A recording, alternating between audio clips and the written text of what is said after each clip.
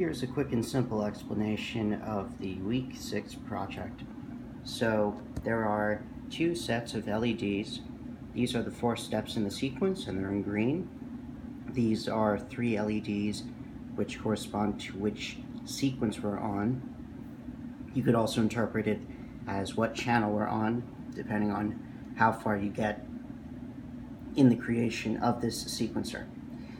So let me unplug it for a second. You can see what it does when it turns off.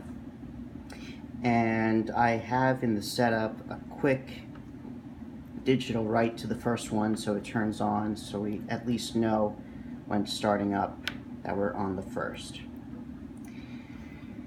Then after that you can see the different combinations I've put into the multidimensional array. As I page through like this, I can also go backwards. And it just loops and loops. And for any of the steps or sequences, we can change whatever the setting is. And then if we loop around again, those changes have remained.